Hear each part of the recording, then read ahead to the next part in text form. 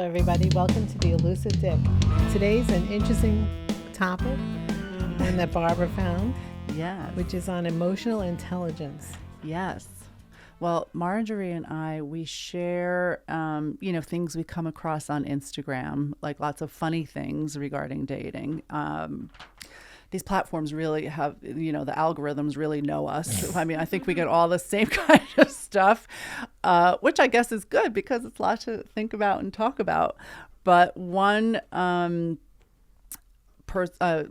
topic that keeps coming up, or person that keeps coming up, is a woman by the name of Mercedes Kaufman, and her handle is Mercedes Kaufman Therapy. So I do not know who this person is, but she keeps coming into my feed with all this relationship stuff. And the topic that I really spoke to me, because I've had my last relationship, Dr. the ex, this is completely what happened there. So anyway, the title of the article is Understanding Why Emotional Capacity Does Not Mean Relational Readiness, which what that means, and I kind of wish I had read this whole article at the time of Dr. X, because it would have made me feel better.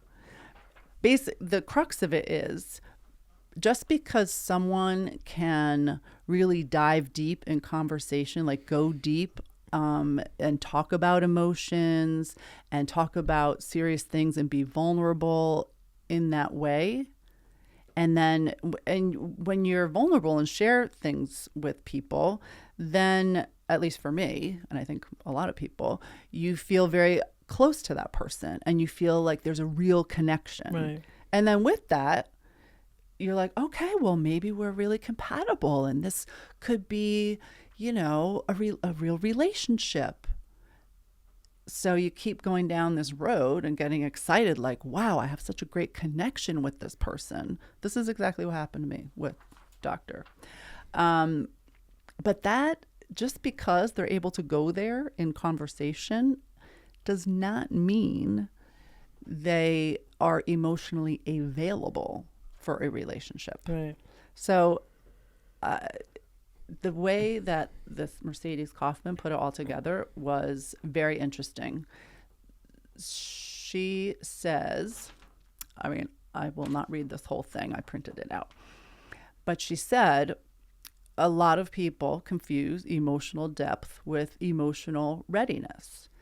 And like I was just saying, you go down this path and you're with someone and you're thinking a wonderful relationship is developing, and then it's not really progressing the way you want it to. And you're just kind of confused and like, well, why not? Like we're so, we go so deep and it's such a great connection. And it's so confusing from the person who is emotionally available. And I'm using myself in this example. And then you start thinking like, well, what am I doing wrong? Or, I feel like any relationship I've had, I've learned so much. Yeah, but are there buzzwords you should be looking out for or something like that? Because in one of the examples when we were talking about it with you was like someone says, oh, I'd really like you to meet my daughter when you come to town. Kind of infers a higher level of sort of wanting to get to know you. Right. But in reality, they don't really want to have a close relationship, but they still want you to meet their daughter. So it's like a mixed message. Yes, it's the same. When reading this, it also applies exactly to Seal. It's the same thing. Like we can go deep in conversation and feel, very connected in those moments, but then clearly he didn't want a relationship, which I totally, can see and get and understand. But yes, it is confusing. I wish it was like a test you could give them, like a question. Well, yeah. A buzzword that they say. Hey, maybe we should Google that. And any date, like if we really think this could be going somewhere, be like, can you take this whatever quiz about your emotional availability readiness or something? Well, it's maybe true. it's true because when you read, like if you look at the apps and you look at what people put in their profile, it's like, first of all, everybody works out 9,000 times a week. Let's say that. And then the next thing is they're like looking for the best love of their life. And meanwhile, they can't even go for coffee. Right. This comes back to So Right. Like how many people out there really are I mean, to be fair, some people do put it out there like, I'm not really looking for a serious relationship, which I appreciate. Yeah. So at least you know that's Right. not what they want. But that's not the majority. The majority No. puts it out there as if they are looking As for a if they are looking relationship. for a relationship. Like for me with risk manager, Yeah. it's like he wants to stay in Staten Island attached to his desk. Yeah. But it's like, let's talk to Marjorie every day. Right. But it doesn't, yeah. But I also thought this was interesting in her article that she says to understand why so many promising connections collapse after a few months, it's important to understand 3 different concepts that often get confused. She goes on to say it's emotional capacity, emotional maturity, and emotional availability. That they're related, but they're not the same thing. And that the capacity piece is how much a person can tolerate and process within themselves emotion, just in general. Then emotional maturity is like how someone manages their emotions, when things happen, both their own and other people's.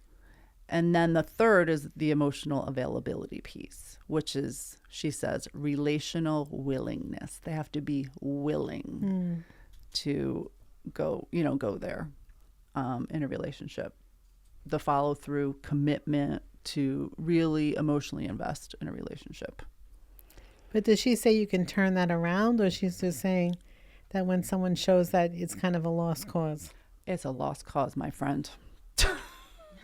And that not understanding the difference. So if you're, dating and looking to be in a relationship, that not understanding the difference among those 3 things is like, it's key. Right. You need to understand the difference, which based on my past experience with my ex, I can totally now see, hindsight is 20/20, and reading this, that's why it jumped out at me so much. And applying it to the seal. Well, I'm like, oh my gosh, this is exactly it. Like to a T. So I've learned and can spot, before I get much further in and annoyed and confused and, Right, but that's why I think with Seal, you should treat him just more like an option. You know what I mean? Oh yeah, that's It's why like that was the shift from last year. Right, That if it's convenient, why not? If it's not, then it's not. Yeah, no, exactly. Which, I made that shift. That's why I'm so much better with that.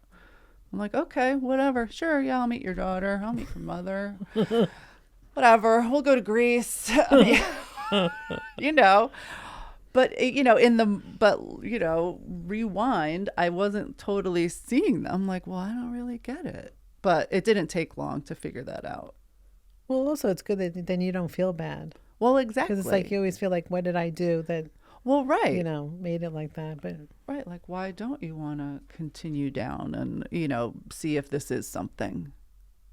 Because he's not available. That's why. Or mature. Yeah, I think he's mature. I just don't think he's available. And then what does she say here? She said, emotional availability is especially important because a person can have the capacity to feel deeply and the maturity to manage emotions, yet still not be emotionally available if they are guarded, preoccupied with another or a past relationship, prioritizing independence above connection, or simply not ready to let someone truly get close. Or prioritizing their mother, who they're taking care of. Wait, who's that? Your doctor, remember? Oh, yeah. Oh, yes.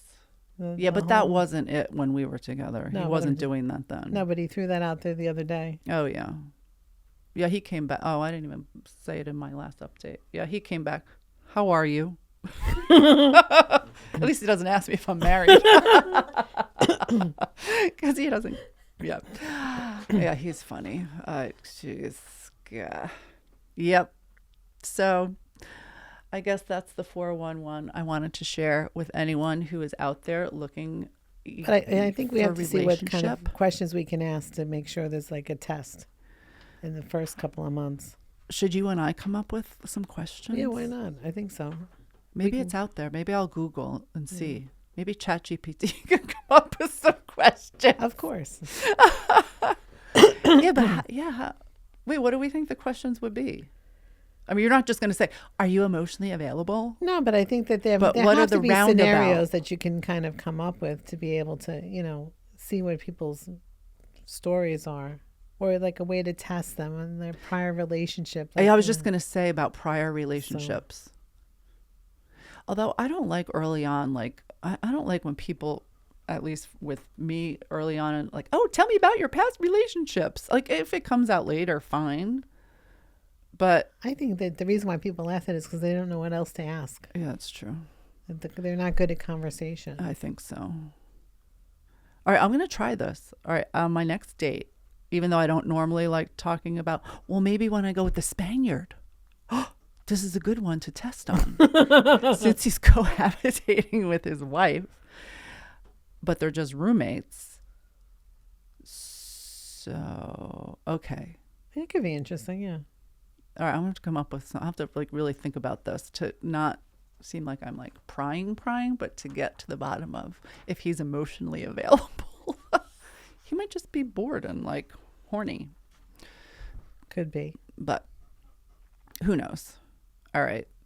Well, if any listeners know of how to assess someone's emotional We could ask, availability. Irina.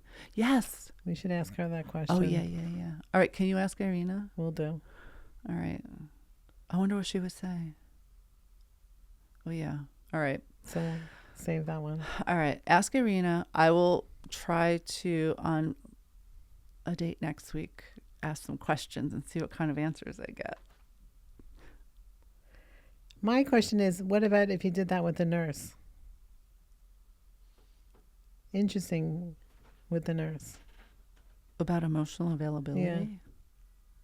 Because in a way he seems available, but is he? Well, that's a good question. I don't know. No, I mean, because he's been the most expressive in a way. Yes, he's very expressive. I mean, I'm not going to answer for him. Yet he's been alone for. But I think he's still, well, not still, I haven't known him that long, but he has said to me he's dealing with some of his own internal emotional issues, which would lead me to believe that he's not emotionally available for like a full-on relationship. Okay. Would be my guess. I'm that speculating. would be my guess also. But you know what I mean? Like when you're working through your own internal stuff. I mean, I've had that in my life for sure. Like with the grief and all, just working through stuff. You can go out on dates and hang out with people. Yes, but do you think it's like a period of time that you're in that situation and he'll come out of it to be available? Maybe. Or is that he's kind of like damaged ever. goods that he's not ever going to come out of into the available category? I don't know. I guess everyone's different. Well, you'll have to investigate. I'll have to investigate. That's your homework assignment. I mean, he's good. He goes to therapy and everything. So maybe don't we all? That's what he's working on. Well, I don't right now. Oh, my God. I did for years. Wait, do you go regularly? Yes, weekly. Weekly? I'm trying to put myself back together again. Okay. Wait, can we ask about doctor number 2, or is that off top? You can ask. Because we only ever hear about doctor 1 and 3. But doctor 2, you had the 11-year relationship with? 10, yeah. 10?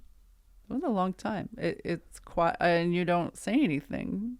Because really. He didn't have the emotional maturity. Yeah. What was his? Was it emotional capacity, maturity, or availability? He has the capacity. He does not have the maturity. Yes. That's okay. See? Yes. Which I kept thinking was going to fix itself. Uh-huh. Which I was wrong. Yeah, same me with my ex. I'm like, oh, he'll figure it out. He'll get there. I can fix it. I'll make him better. Yeah. No. No, thank you. No. Wait, do you think doctor number 2 goes to therapy? I remember when you were together. No, he hasn't. Well, that was the whole thing. I think he didn't want to go to therapy anymore. Yeah. Because I don't think he wants to fix the problem. Right. It's just easier to say that the problem is everyone else's.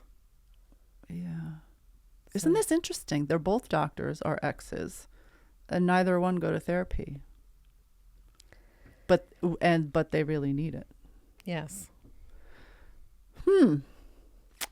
Interesting.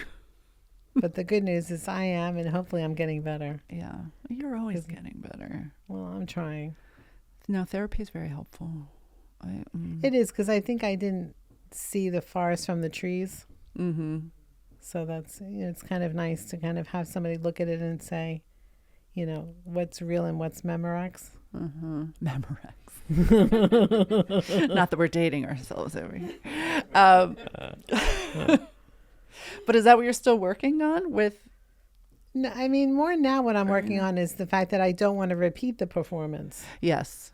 So anyone else that I'm getting involved in, I don't want to have the same situation. Right. Again. That's what you said that when Irina was on, right. How do I, break the pattern of, going out with these same types of people. Yes. And I clearly have a pattern. Uh-huh. So. All right. Well, now you have this checklist, the 3 emotional Well, that's items. what I'm saying too. I really thought emotional maturity would come over time. But I realized that it doesn't. It's almost like people are stunted. You think it's like they're like a personality trait, almost like you're born with it or without it, like that you eventually. I think. I mean, again, not really knowing his family very well. I think at the end of the day, he was growing up in a household where, there was his father's way, and no one else had an opinion. Yes. So I think he's kind of replicated. So this is what was modeled for him Right. growing up. So that's kind of what he knows. Right. Yeah. Mm-hmm. Mm-hmm. Except that he's the victim. Oh. It's only done to him. It's never. He doesn't do anything to you. It's only you've done it to him. Wait. Now let's loop back to. Is this also a trait of narcissists? Yes. The emotional Yes. immaturity. Yes. Is hand in hand with narcissism. I wonder. Yes. So he didn't tell me that that's what he was, but that's apparently what he is. And then if you go on Instagram, narcissism gets even bigger. The psychopathy, it gets crazy. Oh, you could really, I know. We have so many similarities because 2 exes ago, the Yes. narcissist. Oh God. Which also, in hindsight, learning all about that, I could spot that a mile away. Yeah. I'm never going to be in a relationship. I could spot too many things. We'll come up with quizzes. It'll be like 1, 2, 3. Nope. You're out. I think we're onto something with the narcissism quiz, the emotional availability quiz. Oh, we could go up with some good ones. Yeah, that'll be good. All right. That's our story. Well, that's what I just wanted to share with everyone who's contemplating looking for a relationship, that you need to look out for these things and understand the difference. You could save yourself a lot of time if you understand the differences from the get-go. Especially the availability thing, which is so misleading, It is. So. It is. So, God, we're so smart. I don't know about you, but my list did not make it a good list. No, I mean just about all of our insights for relationships. We have a lot. We do. And if nothing else, we're funny. Well, it didn't come easy. Let's just put it that way. And yeah, we're funny. All right. Well, thank you for listening, everyone. We'd love to hear from you as always. Oh, yes. I did ask a Google question. what Yes. questions you can ask to find out if someone's a narcissist. Oh, okay. So just a couple. Okay. What's the most regretful thing you've ever done?